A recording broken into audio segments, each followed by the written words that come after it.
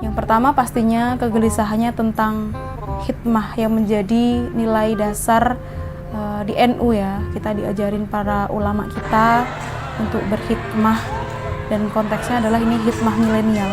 Kita melihat konteks hari ini sudah mulai marak paham radikal yang ada di kalangan pelajar. Di luar sana ada loh banyak pelajar gitu, khususnya target kita kan pelajar putri. Dengan konteks hari ini mewabahnya paham-paham radikal, IPPN perlu ngambil posisi. Oke teman-teman, jadi terkait radikalisme ya, nggak tahu si mbaknya itu paham awal mula isu radikalisme muncul gitu, dan sebab-sebab radikalisme itu muncul, dan dari mana radikalisme itu muncul, teman-teman sekalian. Gitu. Jadi kalau misalkan yang dimaksud dengan radikalisme adalah suatu sikap yang menginginkan perubahan dengan secara kekerasan atau drastis, tapi kan sekarang faktanya ketika umat Islam tidak ada melakukan kekerasan, kemudian tidak memaksakan kehendak, gitu, langsung dianggap radikal. Faktanya sekarang seperti itu. Salah satu contoh, bangga dengan salah satu simbol keislaman, dengan bendera Islam, bendera tauhid yang bertuliskan la ilaha illallah Muhammadar Rasulullah, langsung dianggap radikal.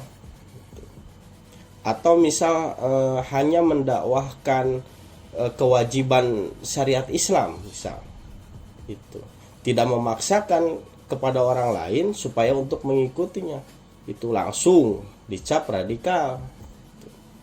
Padahal isu radikalisme ini kenapa gitu hanya disematkan kepada umat Islam.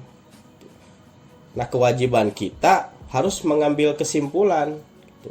Pasti ada sesuatu yang tidak beres dengan isu radikalisme, gitu. Nah, padahal isu radikalisme ini awalnya yaitu dari Amerika Serikat, gitu, dari Obama, meneruskan programnya Bush itu, presiden Amerika Serikat, ketika masuk ke Irak, gitu, dengan alasan di Irak itu ada senjata pemusnah massal, gitu.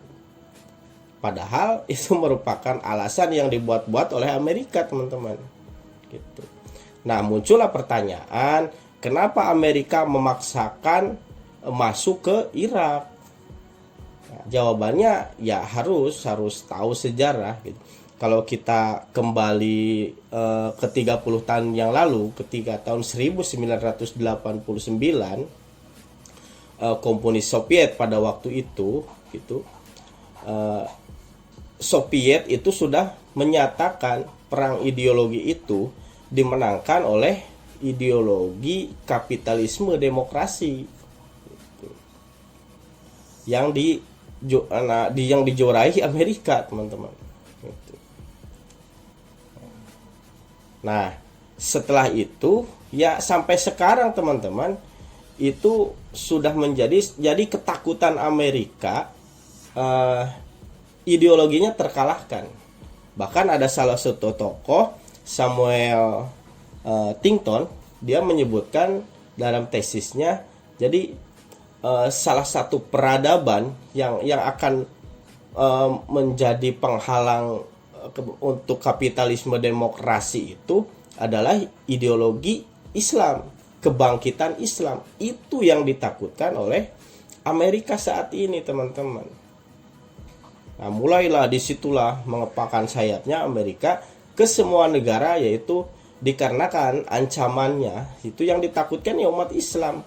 Itu kaitannya dengan Indonesia, yaitu mayoritas umat Islam, teman-teman. Nah, disitulah mulai skenario radikalisme itu untuk masuk ke ya negara-negara Muslim, teman-teman.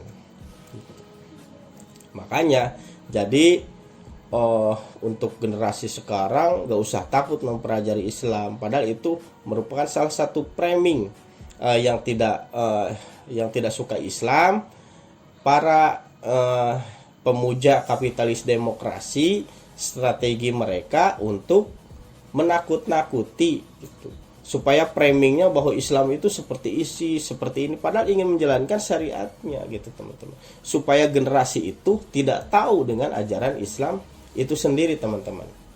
Ya seperti itulah kurang lebihnya teman-teman.